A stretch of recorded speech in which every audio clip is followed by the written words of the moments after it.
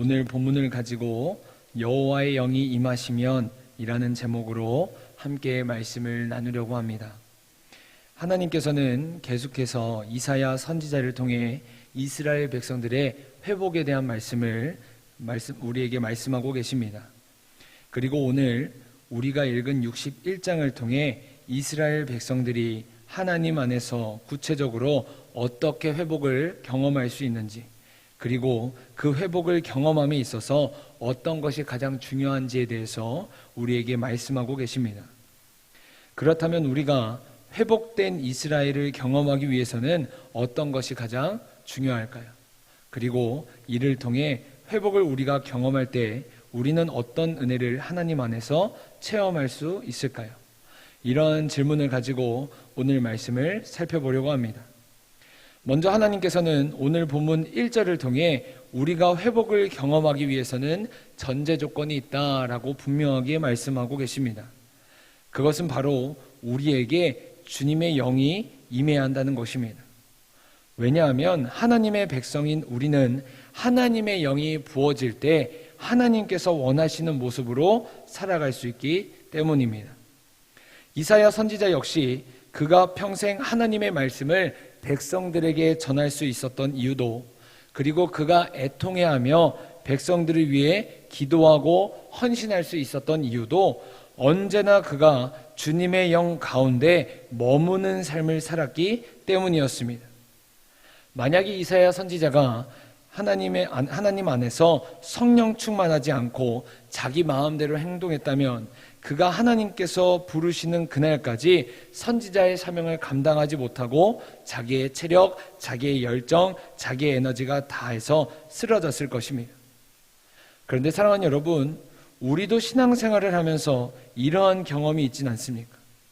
우리 안에 어떤 문제가 등장하거나 혹은 우리 주변에 어떤 누군가가 어려움을 당했을 때 우리 마음이 앞서서 그 문제를 해결하는 경우 오히려 그 문제가 커지거나 더 난처해지는 경우가 종종 발생하는 것을 우리가 경험할 때가 있습니다. 물론 누군가를 도와주려고 하는 마음이나 어떠한 문제를 해결한다는 그 마음 자체가 잘못된 것은 아니지만 우리의 모든 행동의 전제 조건인 성령 충만함 없이, 하나님의 인도하심 없이 우리가 어떤 일을 하게 되거나 우리가 그 문제를 해결하려고 하는 그 마음이 들게 되면 그것은 하나님께서 우리에게 이끄시는 그 하나님의 때가 아닌 나의 조급함으로 생기는 것이기 때문에 오히려 우리는 우리 안에 있는 문제가 더 드러나고 우리를 난처하게 만들 때가 종종 생기는 것입니다. 그래서 우리는 그런 문제가 있을 때 우리가 어떤 우리의 마음으로 더욱더 이것을 해결해야지, 우리가 더 이것을 덮어야지 라고 생각하고 행동하게 된다면 우리는 그 안에서 우리의 에너지를 쏟고 오히려 더 큰 일이 벌어져서 그것을 다 놔버리고 싶은 때가 종종 생기게 된다는 것입니다. 그래서 지난주 서 목사님께서 설교하실 때 말씀하셨던 사도행전 1장 4절에 등장하는 말씀처럼 하나님께서는 우리가 하나님의 일을 도모하면서 하나님의 때를 기다리길 원하신다는 것입니다. 왜냐하면 이어서 등장하는 사도행전 1장 8절의 말씀처럼 하나님의 영이 우리에게 임하시면 성령님께서 인도하시는 대로 우리가 순종하고 기다리면 예수님을 부인하고 떠났던 그 제자들이 성령 충만해서 하나님께서 출발하라고 말씀하실 때 당장에서 출발하고 발걸음을 떼었던 것처럼 우리도 주님께서 우리에게 온전히 그 영이 임하시고 주님께서 온전히 이끄시는 그때에 우리 안에 그 모든 문제가 하나님 안에서 순탄하고 순조롭게 해결되는 것을 우리가 경험할 수 있게 된다는 것입니다. 그렇게 우리는 우리 안에 있는, 우리 삶에 있는 전제 조건인 성령의 임하심을 가장 먼저 경험하고 기다려야만 한다는 것입니다. 그리고 그렇게 될 때 하나님께서는 이사야 선지자가 하나님의 사명을 온전히 하나님께서 부르시는 그날까지 감당했던 것처럼 우리 역시 삶의 순간에서 순간순간마다 하나님께서 우리에게 맡기신 일, 우리에게 맡기신 그 사명, 우리에게 맡기신 하나님의 사역들을 우리가 잘 감당할 수 있게 된다는 것입니다. 그래서 오늘 본문 1절을 보면 주의 영이 임한 이사야 선지자가 하나님의 말씀을 전파하는 모습을 우리가 살펴볼 수 있습니다. 그리고 이사야 선지자가 전한 그 말씀은 바로 우리를 가장 좋은 길로 인도하시는 그 하나님께서 우리의 상한 영혼을 고치시고 우리 안에 묶인 것들로부터 우리가 자유하게 하시며 갇힌 자가 노임을 경험하게 되는 하나님의 역사란 사실입니다.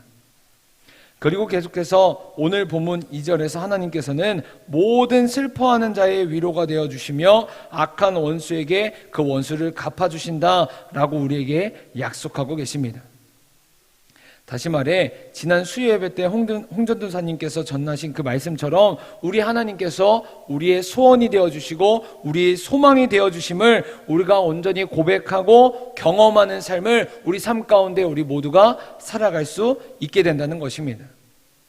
그러므로 바라기는 우리 모두가 하나님의 영, 여호와의 영이 임하는 것을 가장 먼저 기다리고 우리의 삶 속 가운데서 성령 충만함을 경험할 수 있길 간절히 원합니다. 우리의 모든 문제 앞에 우리가 가장 먼저 주님의 임재를 경험하고 우리의 모든 선택권을 주님께, 우리 하나님께 아뢰고 맡길 수 있길, 우리 모두가 그런 영혼들 될 수 있길 간절히 소망합니다. 그렇다면 하나님의 영이 임할 때 우리 안에 있는 그 문제는 어떻게 해결될까요? 우리 오늘 본문 3절과 4절의 말씀을 우리 다 함께 읽도록 하겠습니다. 시작. 무릇 시온에서 슬퍼하는 자에게 화관을 주어 그 죄를 대신하며 기쁨의 기름으로 그 슬픔을 대신하며 찬송의 옷으로 그 근심을 대신하시고 그들이 의의 나무 곧 여호와께서 심으신 그 영광을 나타낼 자라 일컬음을 받게 하려 하심이라. 그들은 오래 황폐하였던 곳을 다시 쌓을 것이며 옛부터 무너진 곳을 다시 일으킬 것이며 황폐한 성읍 곧 대대로 무너져 있던 것들을 중수할 것이며. 아멘.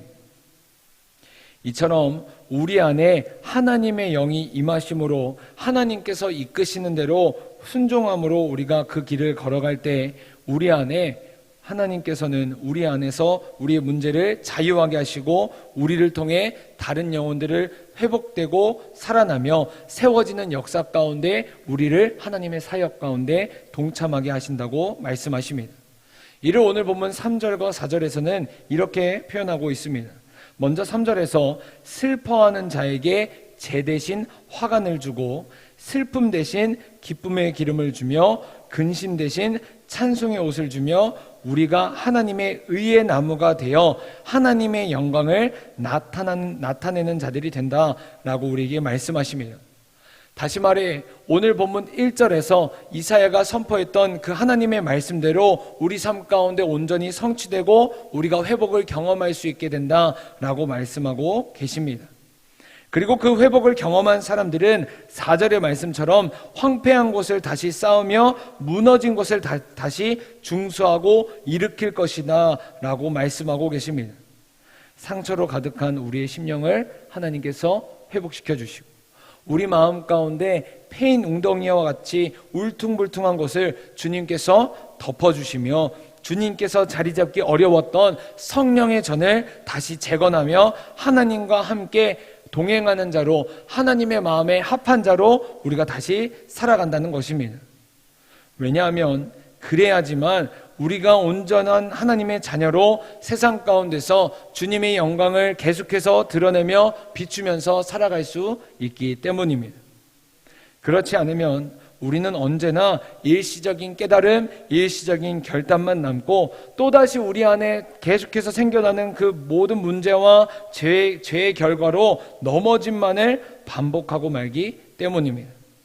그렇게 우리는 무너진 곳을 다시 세워 주님께서 우리 안에 항상 역사하실 수 있도록 우리를 주님께서 원하시는 뜻대로 이끄실 수 있도록 우리는 날마다 성령의 전을 다시 세우고 하나님 안에서 온전히 살아가는 우리 모두가 될 수 있어야 된다는 것입니다. 그리고 우리를 통해 또 다른 영혼들이 주님 안에서 회복되고 그리고 세워질 수 있도록 우리는 날마다 기도하고 성령 충만하길 항상 바라야 된다는 것입니다. 이것이 주님의 영이 우리에게 임하시는 이유며 우리가 주님께 순종함으로 나아갈 때 우리가 경험할 수 있는 하나님의 은혜라는 것입니다.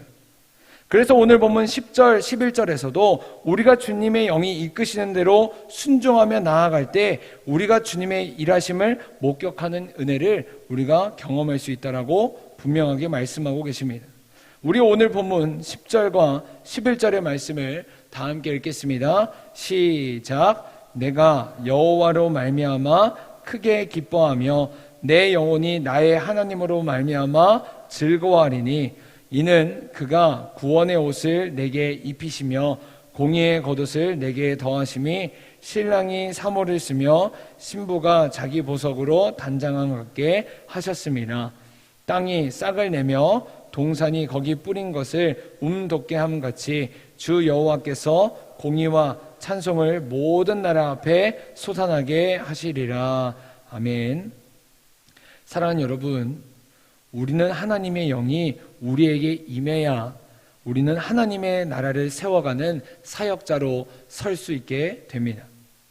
그러므로 바라기는 우리 모두가 하나님의 전적인 일하심을 기대하며 10절의 말씀처럼 하나님으로 말미암아 즐거워할 수 있길 간절히 소망합니다. 그리하여 얼어붙은 땅이 녹고 그 안에서 생명이 가득한 싹이 돋아나는 것처럼 우리를 통해 새로운 영혼들이 주님 안에서 살아나고 회복되며 우리 주변 사람들이, 우리의 가정이, 우리의 자녀들이, 우리의 이웃들이, 우리의 친구가, 우리 직장 동료들이 하나님을 찬양하는 그 복된 시간을 우리가 모두가 경험할 수 있길 간절히 소망합니다. 오늘 하루 우리 주님께서 우리를 각자의 자리로 보내실 때 우리 모두가 그곳에서 성령 충만함을 경험하고 하나님의 살아계심의 그 도구로 쓰임받을 수 있길 간절히 소망합니다. 다 함께 기도하겠습니다.